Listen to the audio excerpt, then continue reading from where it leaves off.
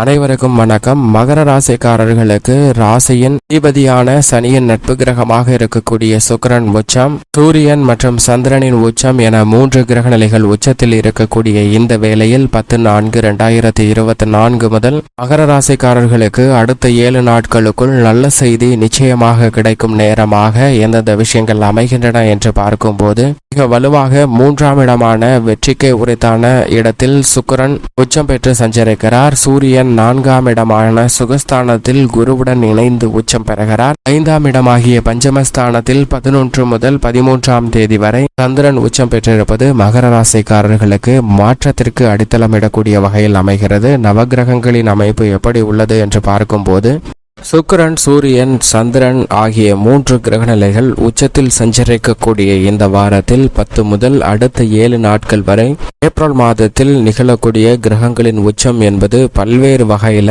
மாறுதலை ஏற்படுத்துவதோடு மட்டுமல்லாது நிச்சயமாக நல்ல செய்தி உண்டு என்று சொல்லக்கூடிய வகையில் பல மாறுதல்கள் நடைபெற உள்ளன. 3 கிரகநிலைகள் உச்சம் பெற்று சஞ்சரிக்கும் இந்த வாரம் என்பது எதிர்பார்த்தபடி நல்ல செய்திகளை இனிமையாக பெறுவதற்கான யோகமும் அதிர்ஷ்டமும் நிறைந்த நேரமாக அமைந்துள்ளது என்பதை தெளிவாக 3 கிரகநிலைகள் உச்சம் பெறக்கூடிய இந்த வாரம் உறுதிப்படுத்துகிறது. எனவே ஏப்ரல் 10 முதல் கிரகநிலைகளின் அமைப்பை ஆராய்ந்து பார்க்கும் போது மிகவும் வலிமையாக மீன ராசியில் தனது உச்ச ராசியில் சுக்கிரன் இந்த வாரம் முழுவதுமே உச்சம் பெற்று சஞ்சரிக்கிறார். சுக்கிரனுடைய உச்சம் என்பது பல்வேறு வகையில எதிர்பார்க்கக்கூடிய நல்ல சூழ்நிலைகளை உருவாக்கி கொடுக்கக்கூடிய சிறந்த அமைப்பாக நிச்சயமாக பார்க்கப்படுகிறது. ஏனென்றால் சுக்கிரன் மிக வலுவாக உச்சம் பெற்று சஞ்சரிக்கக்கூடிய இந்த வேளையில் பொருளாதார ரீதியான பல சிக்கல்கள் தீரக்கூடிய வகையில் நல்ல பல வாய்ப்புகளும் எதிர்பார்த்து காத்து கொண்டிருக்கக்கூடிய நல்ல செய்தியும் மிகவும் அபரிவிதமாக கிடைப்பதற்கான வாய்ப்பு நிச்சயமாக கிடைக்கிறது.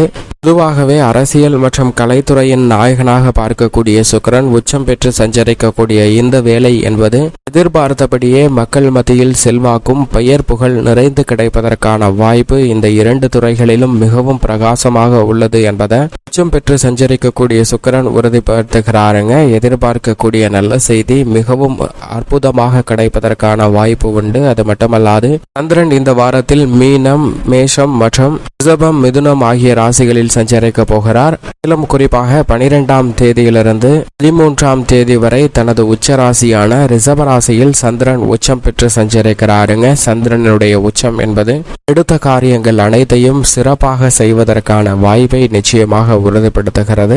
மிக விரைவாகவும் துரிதமாகவும் அனைத்து விதமான வெற்றிகளை கொடுக்கக்கூடிய வல்லமை பொருந்தியவராக பார்க்கக்கூடியவர் சந்திரன். அப்படிப்பட்டவர் வளர்பிறை சந்திரனாக உச்சம் பெறுகிறாருங்க. இது மிகப்பெரிய அளவில் வரவேற்கத்தக்க ஒரு அமைப்பாக பார்க்கப்படுகிறது. எனவே வளர்பிறை சந்திரனின் உச்சம் என்பது வாழ்வில் பல்வகையான நல்ல பல வழிகளையும் சந்தர்ப்பங்கள் உருவாகக்கூடிய ஒரு சாதகம் நிறைந்த அமைப்பாகவும் மாறுகிறது என்பதை தெளிவாக உறுதிப்படுத்துகிறாருங்க. அதே போன்று முதலும் முடிவுமாக இருக்கக்கூடிய சூரியன் மிக வலுவாக தனது உச்ச ராசியான மேசராசியில் ஏப்ரல் 14ஆம் தேதி முதல் உச்சம் பெற்று சஞ்சரிக்க போகிறார். சூரியன் உச்சம் பெறுவது என்பது அனைத்து விதமான பணிகளிலும் ஆளுமையும் அதிகாரமும் நிறைந்து கிடைப்பதோடு எதிர்பார்க்கக்கூடிய நல்ல செய்தி வெகுவளவில் அலைச்சல் சிரமம் இல்லாமல் கிடைப்பதற்கான யோகம் அற்புதமாக உருவாகி உள்ளது என்பதை தெளிவாக உறுதிப்படுத்துகிறாருங்க.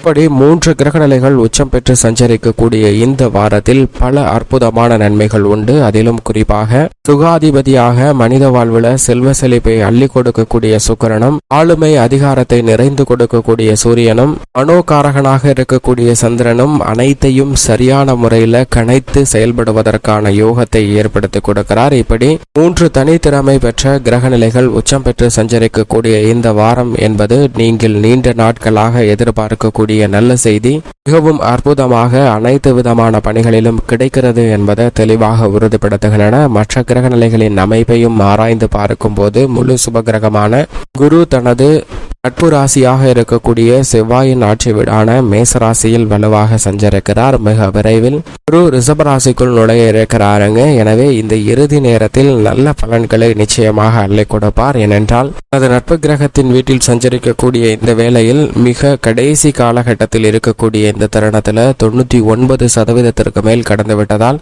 துரிதமாக அனைத்து விதமான பணிகளிலும் நன்மையை நிச்சயமாக அள்ளி கொடுப்பார். பல்வேறு வகையான சுப நிகழ்வுகள் உட்பட சிறப்பான முன்னேற்றம் முன்னேற்றம் பெறுவதற்கான யோகம் உண்டு.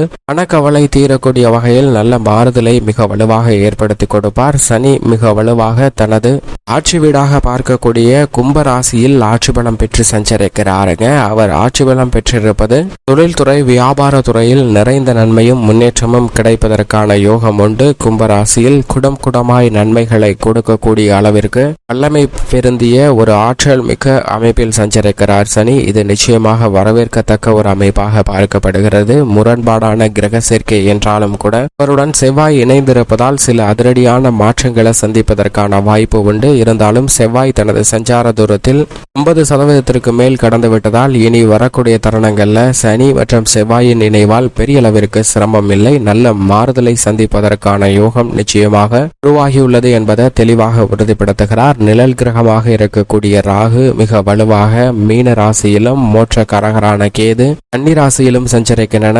இரு கிரக நிலைகளின் வீரியமும் குறைய ஆரம்பிக்கக்கூடிய ஒரு தருணமாக பார்க்கப்படுவதால் இந்த இரண்டு கிரக நிலைகளால் ஏற்படக்கூடிய பல சிரமங்கள் நிச்சயமாக வாழ்வில் விட்டு விலகி நல்ல முன்னேற்றம் கிடைப்பதற்கான யோகம் உருவாகி இருக்கக்கூடிய ஒரு சிறப்பான தருணமாக அமைந்துள்ளது என்பதை தெளிவாக உறுதிப்படுத்துகின்றன கிரகநிலைகள். புதன் நீச்சமும் வக்ரமும் பெற்று சஞ்சரிக்கிறாருங்க. எனவே உணர்ச்சி வசப்பட வேண்டாம். எந்த பணியாக இருந்தாலும் சற்று விழிப்புணர்வுடன் செயல்பட வேண்டிய ஒரு தருணமாக பார்க்கப்படுகிறது என்பதை வித்யாகரகராக இருக்கக்கூடிய புதன் தெளிவாக உறுதிப்படுத்துகிறார். இப்படி நவ கிரகங்களின் அமைப்பும் இந்த வாரத்தில் இருக்க 3 கிரகநிலைகள் மிக வலுவாக உச்சம் பெறக்கூடிய இந்த வேலை என்பது நிச்சயமாக எந்த காரியத்தை கையில் எடுத்தாலும் அவற்றில் காரிய வெற்றி கிடைக்கும். அது மட்டுமல்லாது குடும்பம், உத்தியோகம், தொழில் சார்ந்த பணிகள் எப்படி அமைகிறது என்பதை சற்று விரிவாக பார்க்கலாம்.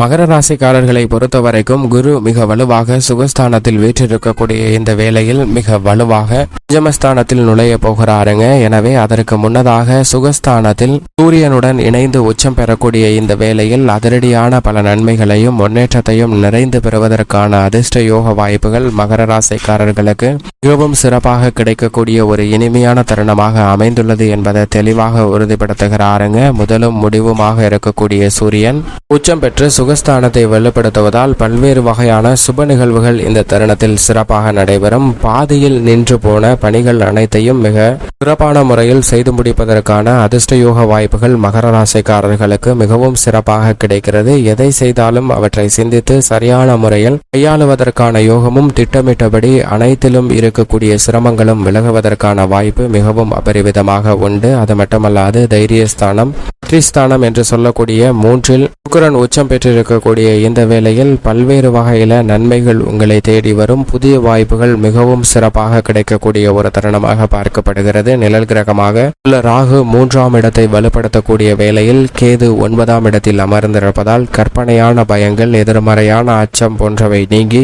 உங்களுடைய தயக்கமற்ற சிறு முயற்சி கூட மிகப்பெரிய அளவில் வெற்றி வாய்ப்பை தேடித்தரக்கூடிய ஒன்றாக அமைகிறது என்பதை தெளிவாகவும் துல்லியமாகவும் உறுதிப்படுத்துகின்றன. ராசியின் அதிபதியான சனி பாத சனியாக குடும்பஸ்தானத்தில் தனஸ்தானத்தில் அமர்ந்திருக்கக்கூடிய இந்த வேளையில் ராசியின் ராஜயோகாதிபதியாக இருக்கக்கூடிய செவ்வாய் மிகவும் வலுவாக அவருடன் இணைந்து சஞ்சரிக்கிறார். முரண்பாடான கிரக சேர்க்கை என்றாலும் கூட இந்த நிகழ்வுகளை ராசியின் ராஜயோகாதிபதியான செவ்வாய் 80% மேல் கடந்துவிட்ட இந்த தருணத்தில் பல நன்மைகள் நிறைந்து கிடைப்பதற்கான வாய்ப்பும் பல சிக்கல்கள் நீங்குவதற்கான யோகமும் உண்டு. 7.5 சனியின் இறுதி காலகட்டத்தில் நல்ல பல முன்னேற்ற வாய்ப்புகளை மிகவும் அபரிவிதமாக பெறுவதற்கான யோகம் நிச்சயமாக கிடைக்கப் போகிறது. எனவே நல்ல பல செய்திகள் இந்த தருணத்தில் இனிமையாக சந்திப்பதற்கான யோகம் மகர ராசிக்காரர்களுக்கு மிகவும் சிறப்பாக உண்டு என்பதை கிரகநிலைகள் தெளிவாகவும் துல்லியமாகவும் உறுதிப்படுத்துகின்றன. இருந்தாலும் சனி செவ்வாயின் இணைவால் சற்று கவனத்துடன் இருக்க வேண்டும். அது மட்டுமல்லாது புதன் வலுவிழந்தும் வக்ரகதியில் நீச்சம் பெற்றும் சஞ்சரிக்கிறார். எனவே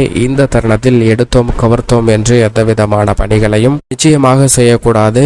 எந்தவிதமான பணிகளை முயற்சி செய்தாலும் அவற்றை ஒருமுறை யோசித்து செய்தால் அவற்றில் நல்ல பலன் நிச்சயமாக உண்டு. பெண்மணிகளின் நலனுக்கு பொறுப்பேற்ற குரு மற்றும் சுக்கிரன் ஆகிய 2 கிரக நிலைகளும் வலுவாக சஞ்சரிப்பதால் மகர ராசிக்கார பெண்மணிகள் எதிர்பார்க்கக்கூடிய நல்ல செய்தி நிச்சயமாக இந்த தருணத்தில் கிடைக்கும். மேலும் இந்த தருணத்தில் சுக்கிரன் உச்சம் பெற்றிருக்கக்கூடிய வேளையில் சிறப்பாக மாற்றிக்கொள்ள வேண்டும் என்றால் நிச்சயமாக வாரத்தில் வியாழக்கிழமை விரதமிருந்து அருகாமையில் உள்ள வராகி அம்மன் ஆலயம் சென்று தீபமேற்றி வழிபாடு செய்யுங்கள். மகர ராசிக்காரர்களுடைய வாழ்வில் நன்மையும் முன்னேற்றமும் நிச்சயமாக நிறைந்து கிடைக்கும். சுவிச்சமும் எதிர்பார்க்கக்கூடிய நல்ல செய்தியும் இனிமையாக கிடைப்பதற்கான யோகமும் உருவாகும்.